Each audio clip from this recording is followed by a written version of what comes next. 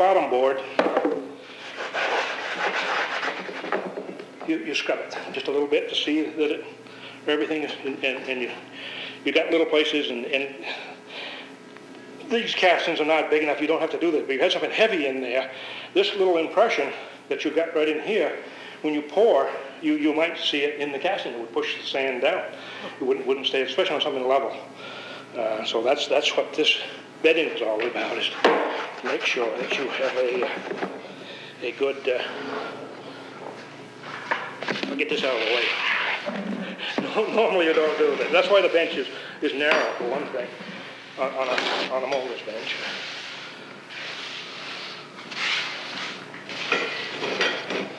Good enough, you're going to make more anyway. Yep. Now we turn it over.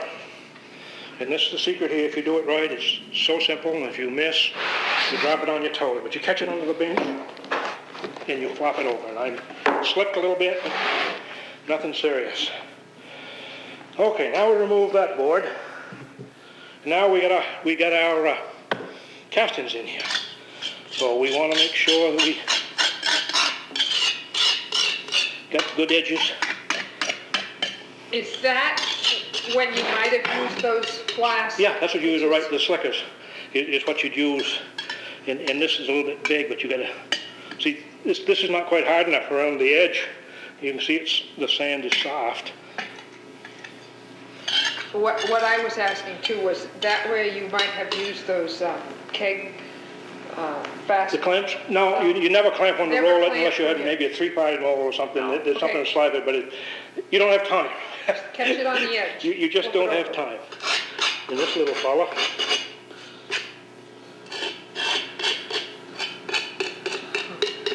You got the pattern in your hand? a little. I hope we didn't sweep it off with the sand. No, we didn't. We had it Put it laid. over here. We had it laying off to one side. And you don't care if you got holes. Matter of fact, I may do something just to show you. There's a hole.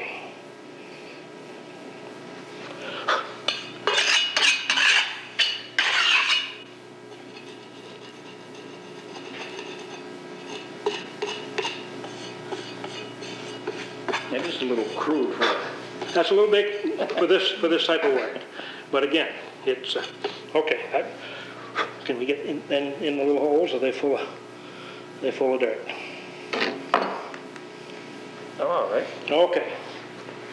Now that's the bottom half, and here comes the top half. Which is called The cope. coat. Yeah, this is the cope. And one thing, I got a little piece of paint stick. I forgot I had it in my pocket. We got to know how to cut our holes. Okay. And so you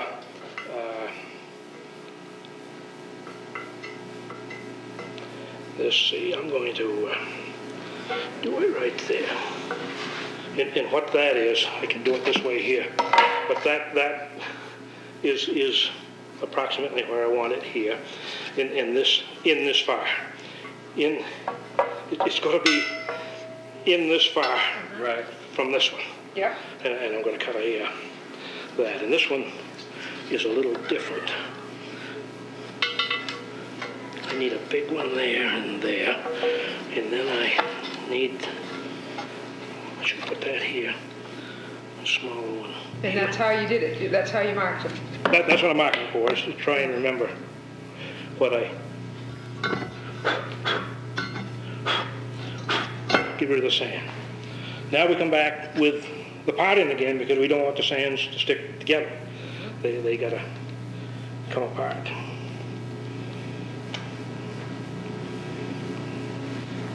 I just put this down here to show you it doesn't do any harm. Yeah. Well, it's nothing to do with this.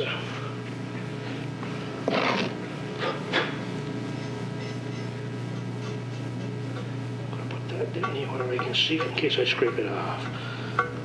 Although it doesn't make any difference on this one. But I put that up. You only put in one there. No. You only put in one, you said, here on this one. Oh, that's right. I was going to do that. I forgot what I was doing. This is the one that's got the two. This is the one that's got the two. No risers. No memory. I wouldn't fool around with this. if I was molding, guarantee it. Okay, this is the big one over here. This is the big one. They all use dust masks down there, right? Yeah. They all use dust masks down there, Oh, right? they didn't. And when we got into synthetic sand for the payloaders, the dust, it was something terrible. When you had the Albany sand, it wasn't that dusty, but once we put the synthetic sand in there, oh, that foundry was some dusty. We don't need as much sand, actually, on this, because there's really nothing. We don't care about the backside. The only one You got just that little the one. little fella's the only one we want on the good side. Did you mix that up in your Midge? Hope I didn't this one. Probably should. Although we don't.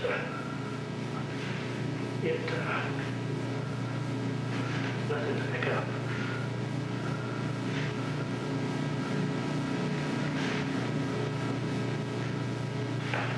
So you got to take these flats back to Slim? I would presume so, I would think you'd although want we one, got Mac, no that's- instructions, but, There's $100 or so in flies there. yeah. Or more, probably more now.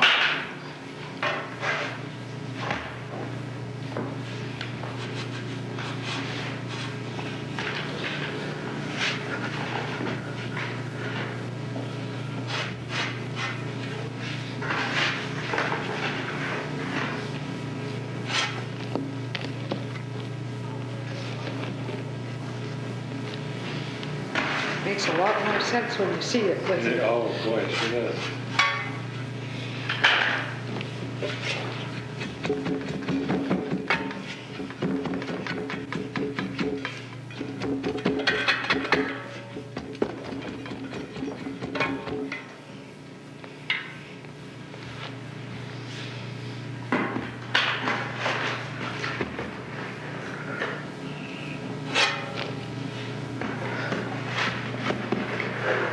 Now we can dump it. Now we can dump some more on there. See, I told you we were going to make a mess on the floor. But fortunately, there's no Seco or any of the combustibles in here that really make the mess. No, that's not quite as bad. I get a couple of other tools. I'll show you another way of holding here. There's another pair. You're going to be raw coal.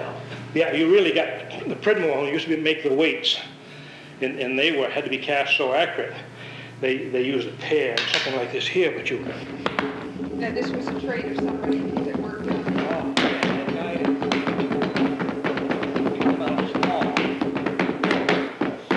And how many could he make a day on those? Oh, he'd make 100 of these. Easy. A day alone. What was his name? Ralph Cole. He was, Bob Cole. his son was, Remember Bob, the cop who used to live there? that was his father. His father. Big man. Man, he was 6'6", and he could bend over and put his hands on the floor, let me tell you. Wow. He could bend at the knees. He was a powerful man. Okay, now we're going to cut the sprues. This is the big riser, and actually, this particular casting does not need a riser this big, but I wanted to just put it in to show you that it happens, you know.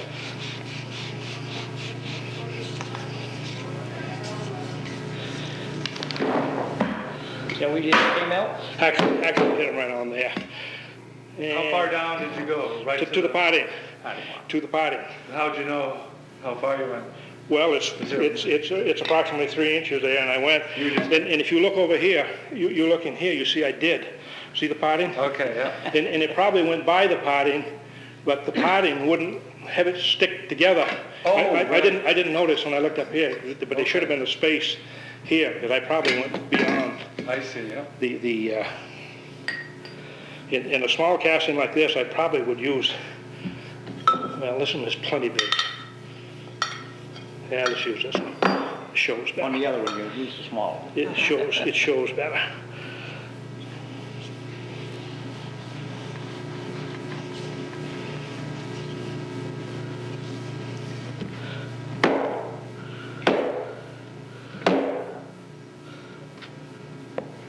Oh, there it is. I was looking for the part in. Yeah. Oh, huh, yeah. And we'll use the little one here. Because this is plenty for this little fella. And the part in. Okay, this is where this thing comes into this is what you call a pouring pond.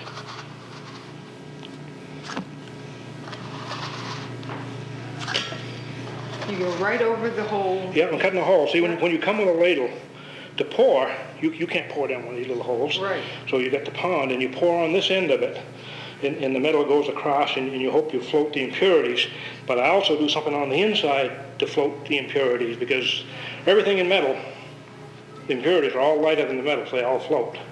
So if you cut risers or runners in there, or in places for the stuff to float above the gates, it's if you keep it full, and that's the thing, you got to cut the right size supply of metal so that everything is full. Not only do you pick up the impurities if it's not full, you can't float them, but you get the oxidization as quick as the metal hits the air, and you take that right into the mold, and you get your bad mold. So this one here is nothing but a riser. This is to feed the shrinkage of the big casting. That keeps hot after the rest of it is beginning to cool off, basically. I'm cutting this one wrong. I should have come around the end, but the bench is not right here. But anyway, you can see what this is what it's supposed to be doing. This is where the air comes in. We'd have compressed air in this. But you don't want any, and you can pack it, any way to get rid of the dirt. You can pack it, you can blow it out, you can pick it up, you can do whatever it takes to get rid of the loose dirt.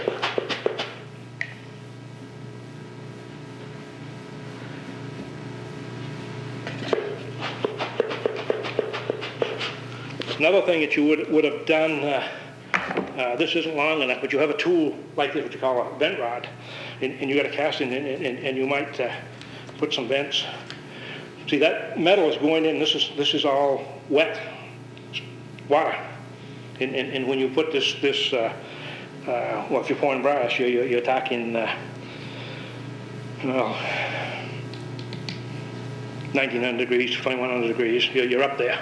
Aluminum only about 1300, but you're hot in cast iron. You're talking anywhere from 24 to 2700 degrees. So when you put that in with that water, that steam's got to go somewhere, and the sand has got something in it to let it vent naturally. But this helps. I'll say this isn't going down to the casting, but just to show you what could happen.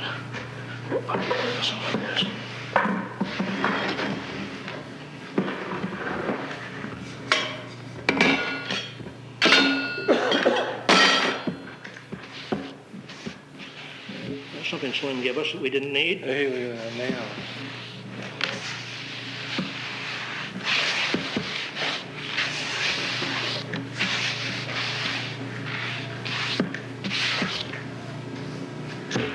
That's not one I put in this morning. Now let's see if we can get this where he can see that. I'm going to take this off.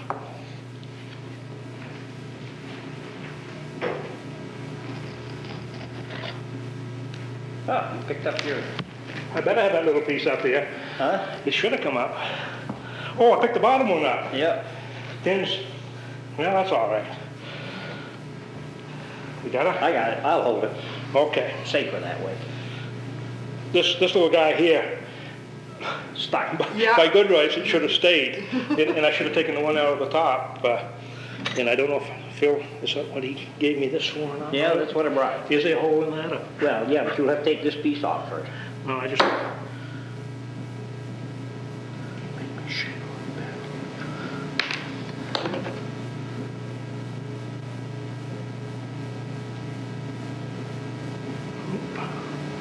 Split in.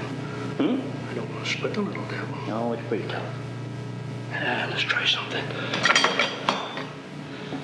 Need to wrap it a little bit. Now she got a pin in your pocket? No? I'm going to pop it right out. I'm going to pop it out. I got to cut gates on this end of it. Yeah. That's not going to be awful pretty. Then we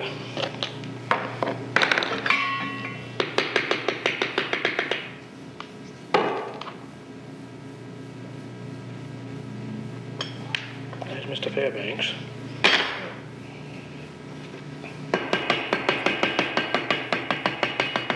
See the bunch? See how the sand followed Oh, yeah. Yeah? this? So whatever you duplicate, I mean, whatever's on one half comes out.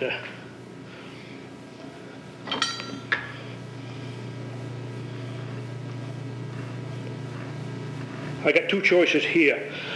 When you do that, I can either, if I had the right tools, and I'd probably leave it alone, which won't make any difference because I'm not going to pour it, but you can fill that back in after you get the casting out. Or you can leave it there, and it's going to cast that on the end of the casting. So then you take a saw or fire it off and grind it. It doesn't really do you any, it's not hurting the casting whatsoever. But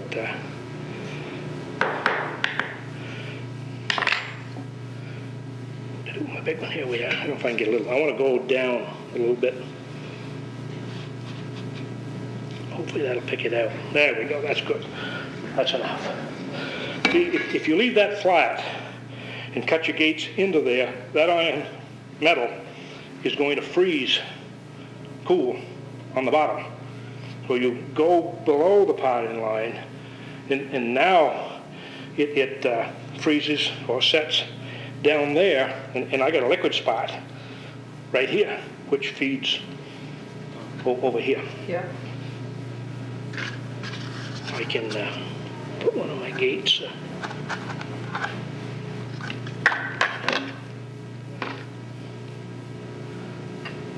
You got another one here, Midge, you might like better than that, I don't know. Let me see if it works. There we go.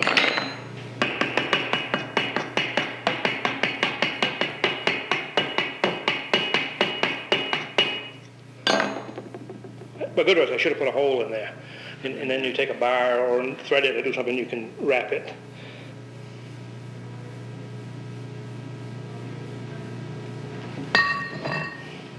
Not bad. Yeah. Not bad. See, I got that wouldn't be a good casting. See, I got a little speck of dirt Yeah.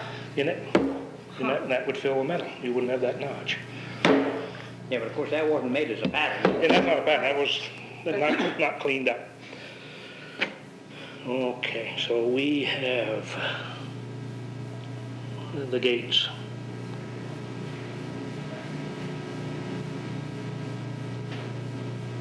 That's probably good on that. I'm farther away than I thought it was on that, but that's okay for now. Well, why don't I? Yeah, but you're not going to pour it anyway. No, I just, it's not going to be done, but I'd show you what I want to get rid of the rough edges. It's not pretty when the thing is poured, but I've done away with the dirt.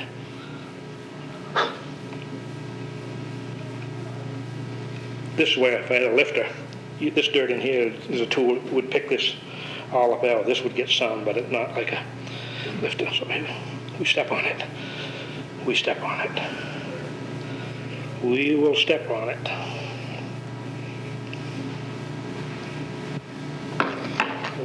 Okay, whoop. We don't care about this. I really didn't want to be below, but I'd probably put some sand in that. Would if I was molding. I want now, but if I was molding, I'd fill this hole up so it would be smooth here. But the thing we got to do now is cut some runners in the top for the metal. See, I'm pouring down this hole. It's coming down this hole, and then it's coming over to here, and it's running in there. And what I will do is I'm going to come up.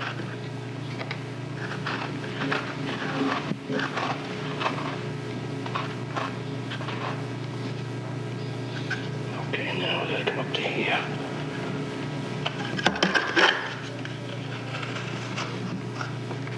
They were gonna make a lot of them, they'd make a wooden piece. I was gonna have Phil make me what we call a runner. Runner. And ram it up and take it out, it would be clean and everything, but then you're losing something of what we're doing. So I said, oh, I'll cut it by hand. But I mean, basically, it's a piece that's tapered, Yeah. so it'll come out with sand, and it's just doing what Midge is doing this way.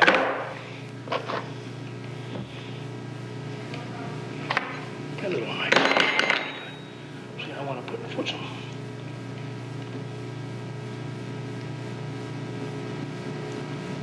And one thing that I haven't got either, this should be nearer. This should be nearer than this, but it's so hard to do the way we're doing it without breaking it in.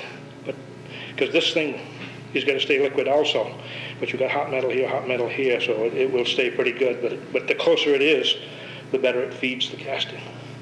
But see, I got a round edge here, and I got a round edge here, which is just to clean up the mess. Now, when you pour down this hole, and I want to fill this just so it shows it a lot better.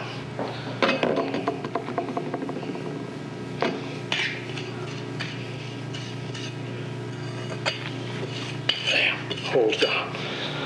It's not confusing. The metal's coming down that hole, right on top of this, and it's running over here in this runner, and that is much bigger than this, and the hole is much bigger than this. So you have volume of metal going in there that will keep all of this full. So you have any impurities, they're going to stay in the top of this, which is up here. Not running. If you pour slow, you get a molder that doesn't pour right, pour slow. If he pours real slow, the stuff goes over here, drops down this hole, and runs in here. It doesn't stay up in. So that's what the runner is all about. Now I lost my tool. And this little cuss here is the same way. We got to have a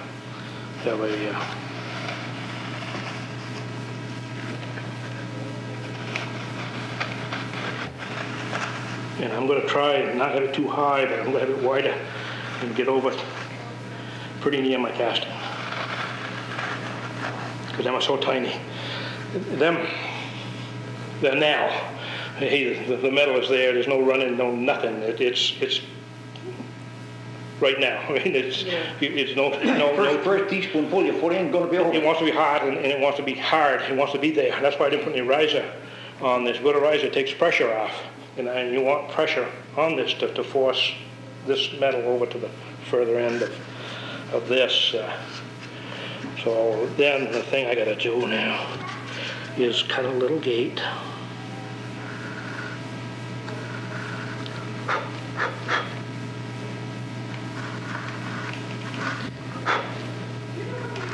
And I'll go heavier on the back so I get the metal to it.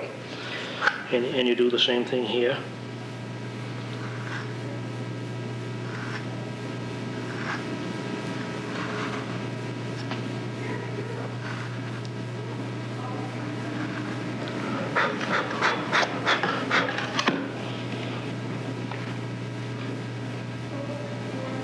Get rid of them rough edges. And these are as good a tool, as they ever gave you for doing away with the if I had the right tool, this rough edge, you actually can put it right back. Is good.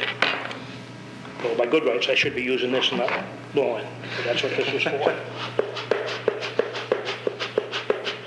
Whoop. I'm going to get in trouble. That little thing right there wants to come out.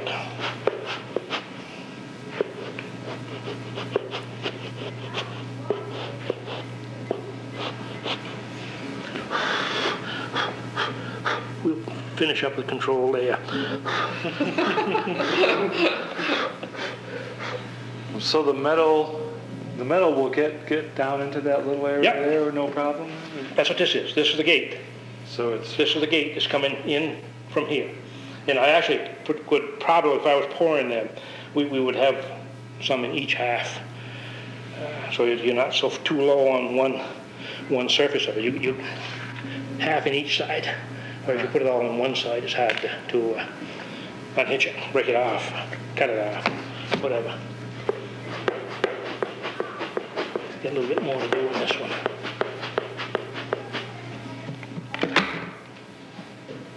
Okay, one thing you gotta make sure the hole is clean. We've done that, and these edges are clean. And all this sand wants to be gone.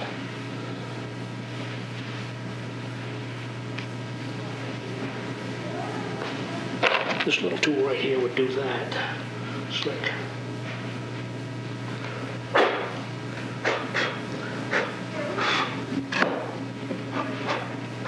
There. If you get your brass all, we'll pour this. And you get your brass all ready to pour, lead or whatever, we would pour it, yeah. But that's, But you put this back? now this half goes right back on this. I don't know if you want to do anything with it, or you got all the pictures of that, or can you see everything? So now this goes, and I made it bottom side up. I like it the other way around. I like the pins sticking up. So when you see my fingers right here on the bottom, if the pins were sticking up, I would feel them pins on my fingers, because I can't see them holes in them here I see. easily. So you do. I can, but it,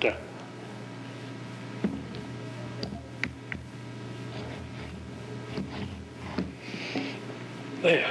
That's it. And then you There's pour where- it. Now you come and you look and you can see down into where the things, the business ends. See, that's the rise of the big casting is there. And this is the hole the metal's going in, over to it.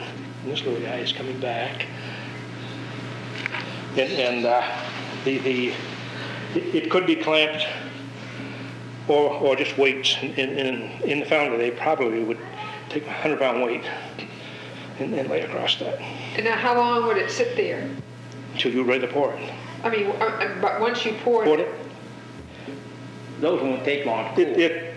These right here, 20 minutes would 20 be ready to shake out and no problem, but it would probably be longer than that. Usually when the molders pour, they mold and pour, and then at the end of the day they shake out. I see.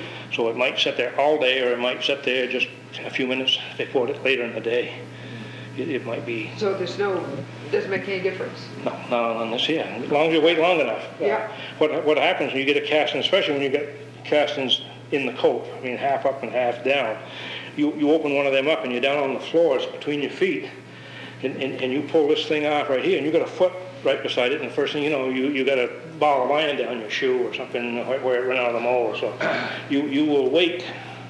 You will wait until it's cool. I mean, you won't rush it. The only time you rush it is when they want to cast it in a hurry from pattern shop. Yeah.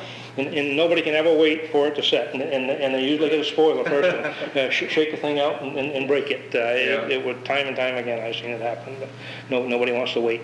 No, not them, the molder. I mean, he's made it and he wants to see if he's got to go down, and he goes over and shakes the thing out. And they're not even, a lot of times, not even there when we pour them.